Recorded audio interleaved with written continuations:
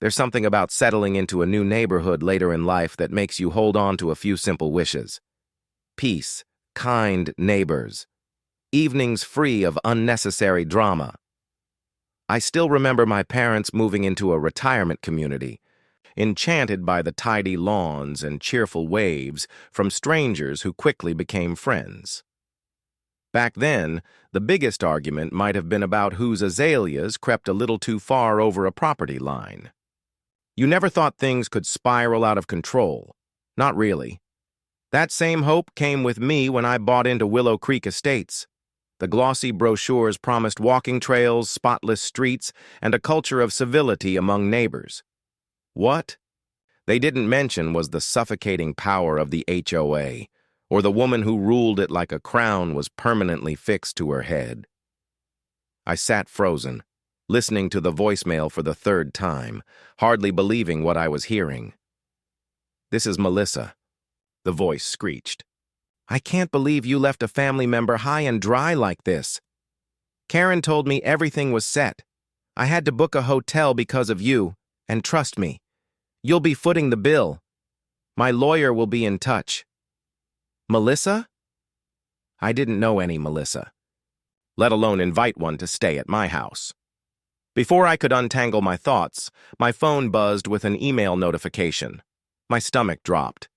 A $2,600 charge had just hit my credit card at the Lakeside Resort and Spa. The receipt listed, "Melissa Winters, guest of Gregory Patterson."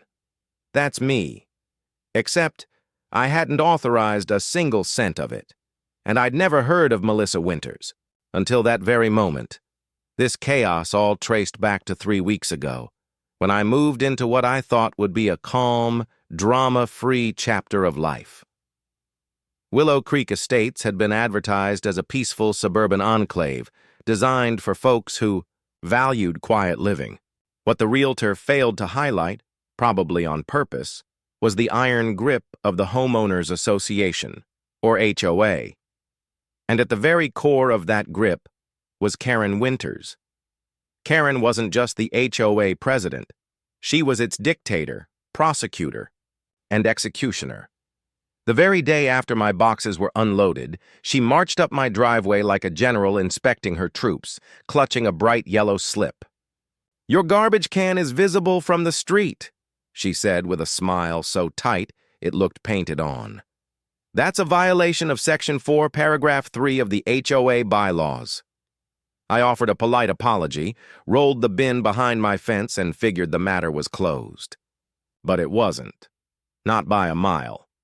Within that first week, I'd been written up for watering my fresh sod too often, for a landscaping truck parked in my driveway more than 6 hours, and my personal favorite, for an unapproved doormat. Color: beige. During one of these surprise drop-ins, she casually mentioned that her niece would soon be moving into town. She'd need a place to stay for a while, Karen said, her eyes scanning my 3-bedroom home like she was already rearranging. "The furniture. You've got plenty of extra space since you live alone," she added with syrupy sweetness that dripped like poison. Alarm bells went off in my head. I forced a smile and quickly shifted the subject. The truth was simple. I valued my privacy, and the idea of opening my home to anyone connected to the woman who just cited me over a doormat was an absolute non-starter. Fast forward to yesterday. I was at the office when my Ring doorbell alert chimed, motion at my front door.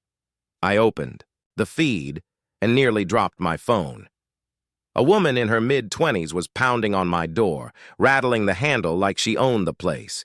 "Hello? I know you're in there," she shouted, her voice an uncanny match to the voicemail that would follow later. "Aunt Karen said you agreed I could stay here. Just give me the door code." When no one answered, she marched over to my neighbor Jim's place across the street. My doorbell cam caught every second. Jim, bless him, told her I wasn't home until later that evening. Her response? "Well, he should have left me the code. Aunt Karen promised I could stay here. This is ridiculous. I'm not sleeping in my car," she shouted. "He can just pay the bill for wherever I end up." With that, she stomped back to her shiny BMW, new, with out-of-state plates, and roared off down the street. I was still piecing it together when my doorbell rang again, and there stood Karen Winters herself, lips pressed tight, clutching what looked like an official document. "Gregory?" she began in that syrupy tone she used when pretending to be pleasant. "I have this invoice for Melissa's accommodations. Since you failed to honor our arrangement, the HOA board has determined you're responsible for her hotel costs." She shoved the paper into my hand. "We expect payment within 48 hours, or further penalties will follow." I held the paper but didn't invite her in. "Karen," I said firmly, "there was no arrangement. I never agreed to host. Your niece." Her smile snapped off like a light switch. "We discussed it when I came by about your unapproved landscaping," she snapped. "You said, and I quote, 'that would be fine.' The board has already reviewed it. Normally, I keep calm. Life's too short for petty fights." But the sheer arrogance in her voice, her absolute certainty in a lie, made my blood run hot. "Then I'll need to see the minutes from that board meeting," I said evenly. "And I'll be contacting the board president myself." Her face turned crimson. "I am the board president, and the bylaws clearly state that verbal agreements with HOA officials are binding." With that, she spun on her heel and stormed back across the cul-de-sac. As soon as she was gone, I pulled up my security footage.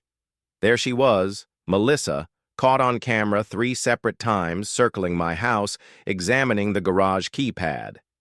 In the latest clip, she was at my lockbox, punching in random number codes.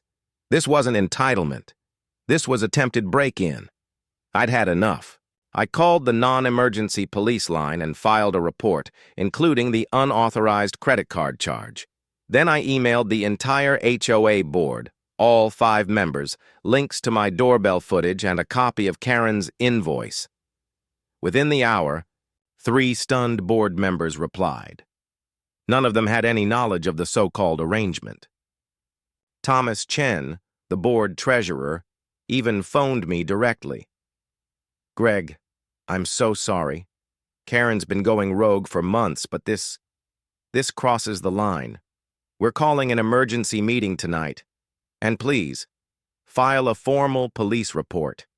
Next morning, while I was working from home, 2 officers knocked on Karen's front door.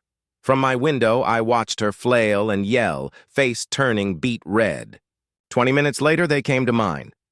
"Mr. Patterson," the female officer began, "we've spoken with Mrs. Winters and her niece. Based on your evidence and their statements, we're moving forward with charges." "Charges?" I asked. The male officer nodded. "Mrs. Winters claims it was a misunderstanding, but the credit card fraud is clear-cut, and we have Melissa on video attempting entry." "What happens now?" "They've both been taken into custody," he said. "Karen Winters is facing charges of conspiracy to commit fraud, impersonating an HOA official for financial gain, and filing false documents. Melissa is being charged with attempted trespassing, credit card fraud, and filing a false police report. Apparently, Melissa had even tried to accuse me of housing discrimination earlier that morning." "Housing discrimination? I've never even met her," I said. The officer smirked. "Yeah.